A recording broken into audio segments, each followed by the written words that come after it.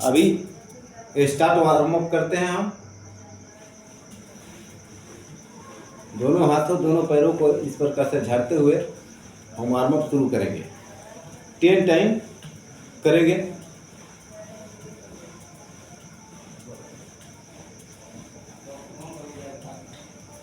उसके बाद चेंज करेंगे।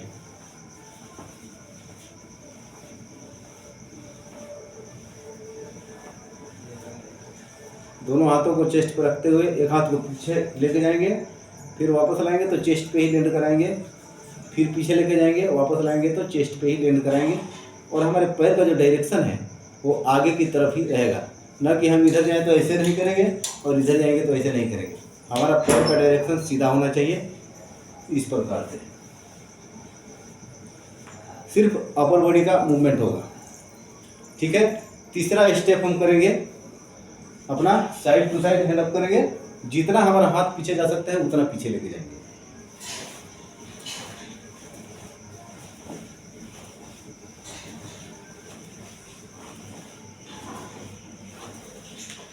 टेंट। उसके बाद अपने चेस्ट को गर्म करेंगे और बैक को भी साथ में गर्म करेंगे। हाथ को आगे और पीछे दोनों साइड भरपूर खींचेंगे जितना जा सकता है। हाथ से ताली नहीं बजाएंगे, लास्ट में लाकर उसको स्टॉप कर देंगे, पूरा लड़ाएंगे नहीं।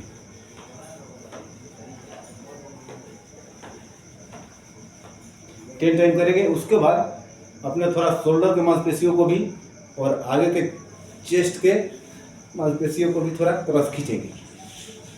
इससे हमारा बैक और चेस्ट का भी मांसपेशियां गर्म हो जाती है।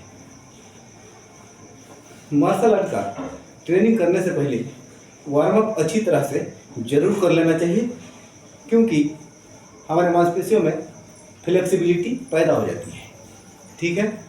10 टाइम करेंगे। उसके बाद हेड अप डाउन करेंगे, अपने गर्दन की मांसपेशियों को गर्म करेंगे और थोड़ा पीछे से जो मांसपेशी है उसको भी खींचेंगे।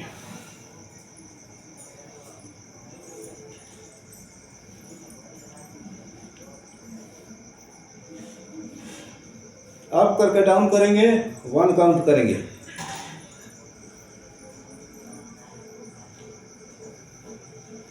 उसके बाद साइड टू साइड करेंगे 10 टाइम।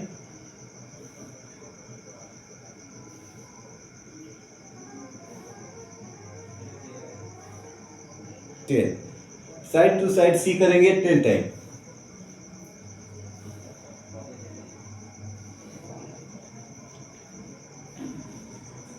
उसके बाद अपने हेड को रोटेशन करेंगे left to right.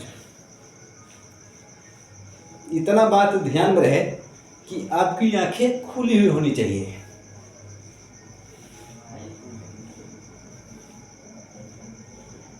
Opposite same करेंगे 10 टाइम।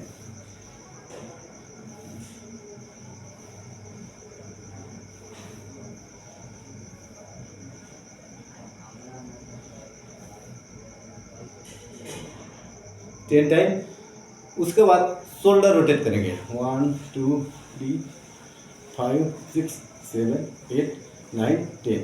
अपने शोल्डर को पूरा ऊपर लेके जाएं। लेजीली नहीं करें, एक्टिव होकर करना चाहिए। एक्सरसाइज को बिल्कुल एक्टिव होकर ही करना चाहिए।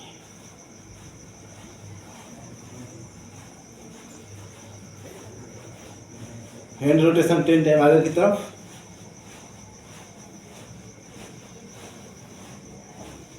बैक साइड 10 टाइम करेंगे। बिगिनर से ज़्यादा नहीं करें, आपके लिए इतना डोज काफ़ी है। 10 टाइम ही करें। इसको हम जितना बढ़ाते हैं उतना हमारी धीरे धीरे मांसपेशियों में मजबूती आना शुरू हो जाती है। गर्म ज़्यादा होता है, हम स्ट्रेचिंग भी ज़्यादा कर सकते हैं। इसलिए अपने बॉडी को पूरा हीट करना जरूरी होता है। तो अवश्य अपने बॉडी को हीट करें। उसके बाद हम करेंगे शोल्डर स्ट्रेच करेंगे। ठीक है। पैर का डायरेक्शन सामने की तरफ रहेगा बिल्कुल, ना कि इस प्रकार से और इस प्रकार से नहीं करेंगे। ठीक है। अपर बॉडी को जितना खींच सकते हैं उतना खींचेंगे। हाथ बिल्कुल दूसरे शोल्डर के सामने और खींचेंगे।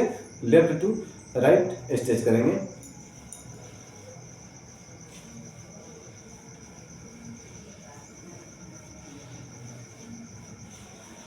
सेम करेंगे दूसरे हाथ से भी।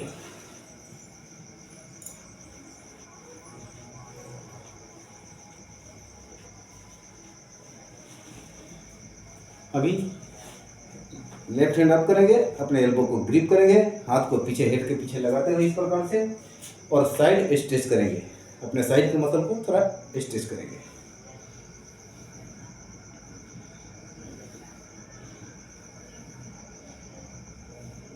एक बात ध्यान में रहे कि आपका बॉडी इस प्रकार से नहीं होना चाहिए, अंदर की तरफ इस प्रकार से करने से कोई फायदा नहीं है, बिल्कुल आपके लेग के सामने साइड में जाना चाहिए इस प्रकार से। ठीक है, साइड चेंज करेंगे और सेम दूसरे साइड से भी करेंगे।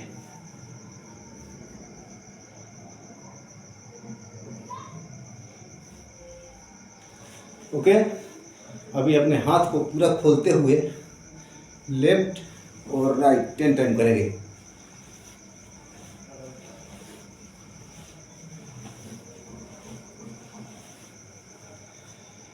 ठीक है, इसके बाद हम लोग बैक स्ट्रेच करेंगे इस प्रकार से। गर्दन से अपने जितना पीछे देख सकते हैं उतना देखेंगे।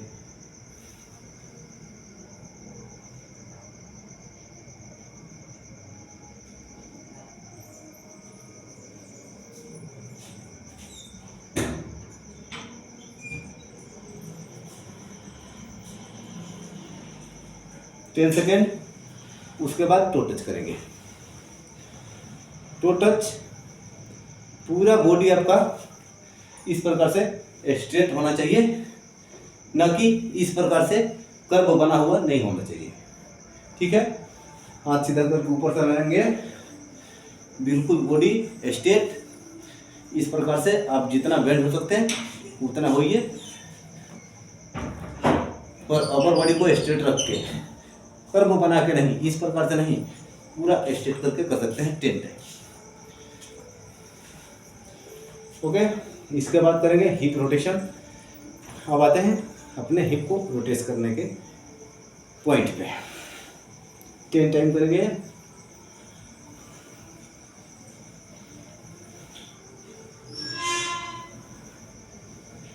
अपोजिट करेंगे सेम 10 टाइम।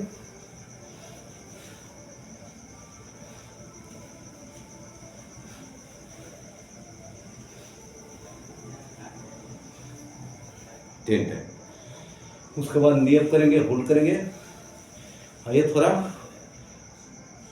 पैर के मसल को खींचते हैं। जितना आप ऊपर खींच सकते हैं उतना खींचिए। 10 सेकेंड होल्ड करेंगे। उसके बाद अंदर से खींचेंगे, आपसे जितना ऊपर जाता है उतना ऊपर खींचिए। नीचे पैर से लेकर अपर बॉडी तक पूरा स्ट्रेट होना चाहिए।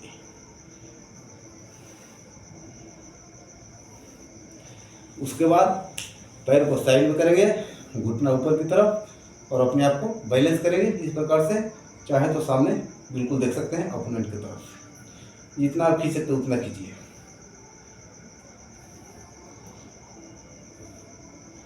ओके, उसके बाद पीछे से दोनों हाथों से एंकल को ग्रिप करते हुए अपने पैर को ऊपर की तरफ खींचेंगे। ठीक है,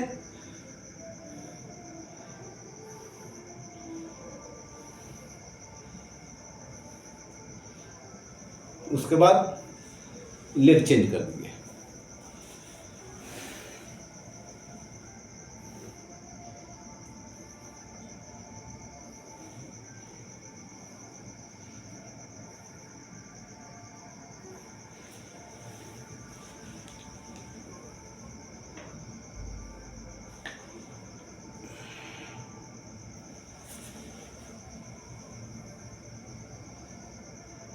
इस प्रकार से अपना बैलेंस बनाने की ट्रेनिंग करेंगे।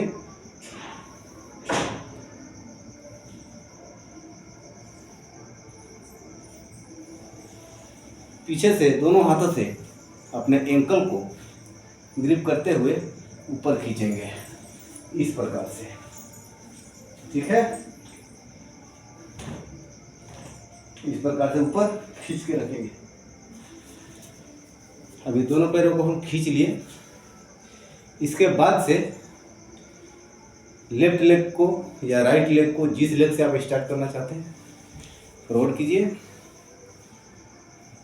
पीछे वाला पैर पंजे पे, आगे वाला पैर पूरा सामने की तरफ पंजा रखते हुए अपना दोनों हाथ थाई पे जमाते हुए हाथ को स्ट्रेट करते हुए नीचे की तरफ स्ट्रेच करेंगे 10 टाइम।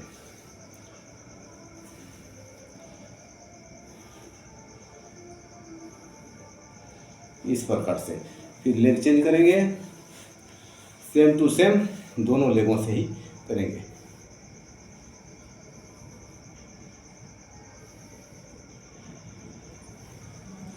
ठीक है। उसके बाद अपने पीछे वाले पैर का डायरेक्शन चेंज करेंगे, इस प्रकार से फ्लैट में रखेंगे बिल्कुल, और ये जो पैर है इसको नीचे की तरफ दबाएंगे। बहुत लोग इस प्रकार से कर देते हैं और बहुत लोग इस प्रकार से कर देते हैं, वैसे नहीं करना है, बिल्कुल सामने सामने नीचे दबाएंगे। इससे हमारा साइड स्प्लिट खोलने में मदद मिलता है बहुत सारा। इस प्रकार से हम दबाएंगे, अपना नज़र सामने की तरफ।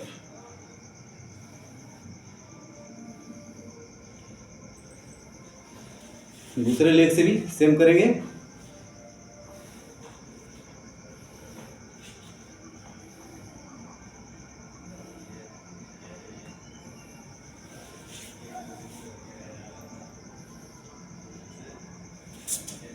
ओके। इसके बाद दोनों घुटनों पे अपना हाथ रखेंगे और घुटने को बाहर की तरफ पुश करके रखेंगे। हाथ आपका मुड़ा हुआ इससे नहीं होना चाहिए, हाथ बिल्कुल टाइट होना चाहिए, और करेंगे अपने हिप को स्ट्रेच।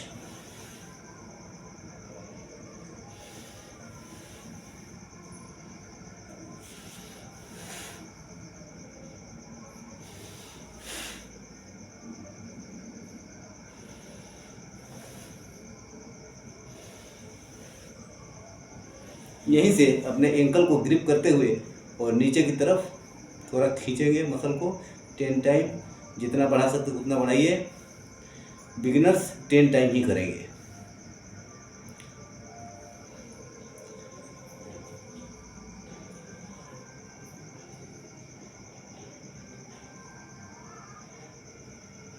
ठीक है।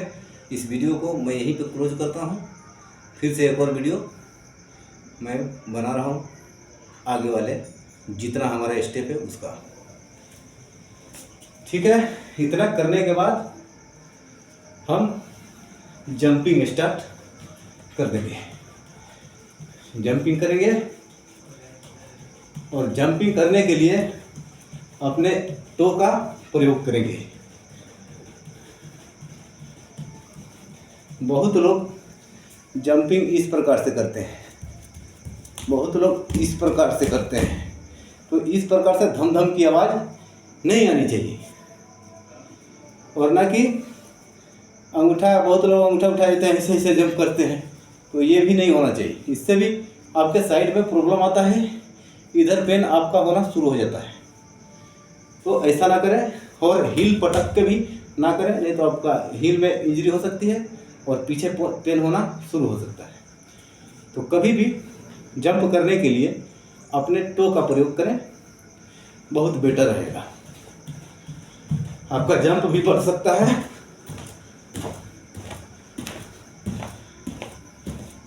जंप आप जितना चाहे उतना कर सकते हैं, सिर्फ टो का ही प्रयोग करेंगे।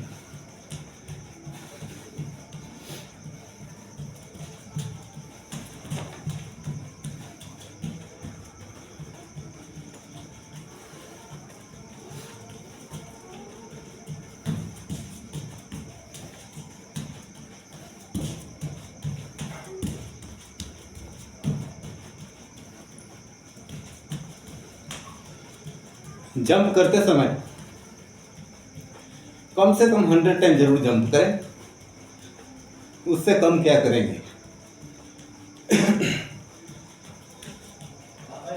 आजकल अपने आप को फिट रखना सबसे बड़ी बात है।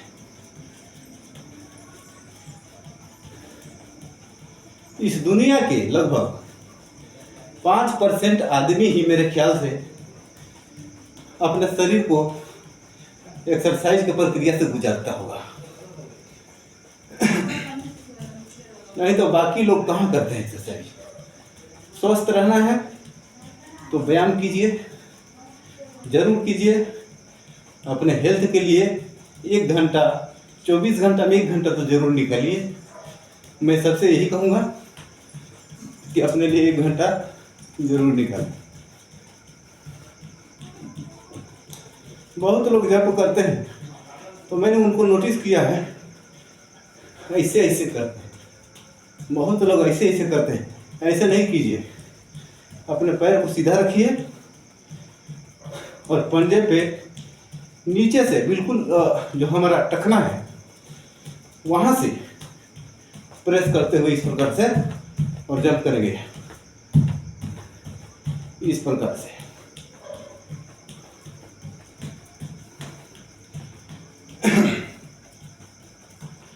पहला लैंडिंग आपके टो पे होना चाहिए, बाद में आपका हील भी थोड़ा टच हो जाएगा तो उतना फर्क नहीं पड़ेगा। अगर आप डायरेक्ट हील पे लैंड करते हैं तो आपके हील में इंजरी हो सकती है और आपके दौड़ने में परेशानी हो सकती है, जंप करने में परेशानी हो सकती है। जब हील में ही परेशानी हो जाएगी तो आप न रनिंग कर पाएंगे और नहीं जंप कर पाएंगे। तो इन बातों पे जरूर ध्यान दीजिए।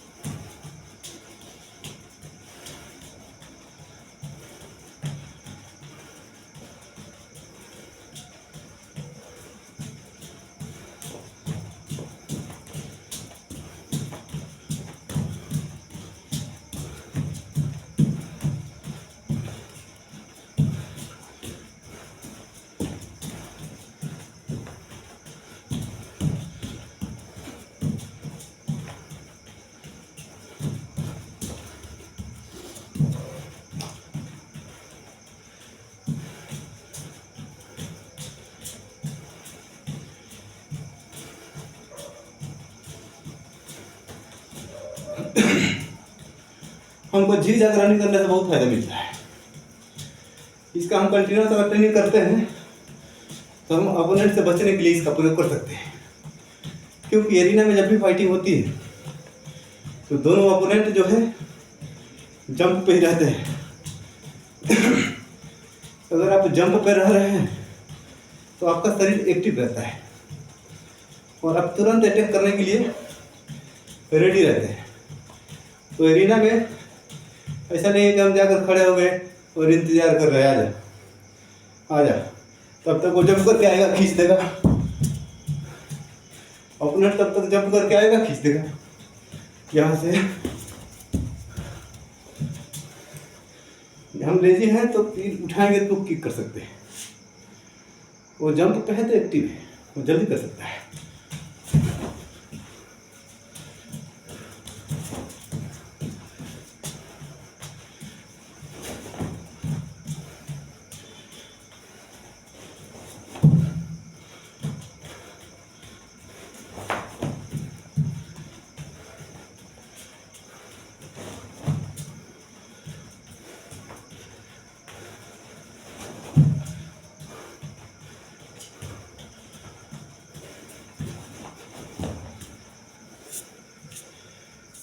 इस प्रकार से अभी तक हम अपना बॉडी हीट कर रहे थे और वीडियो काफ़ी लंबी बन चुकी है। अभी और हीटिंग बाकी है। इसके बाद से हमारा शुरू होगा पुशअप, सिटअप और शीर्ष आसन। तो ये सब हम अगले वीडियो में शूट करेंगे। इसको यहीं पे स्टॉप करते हैं।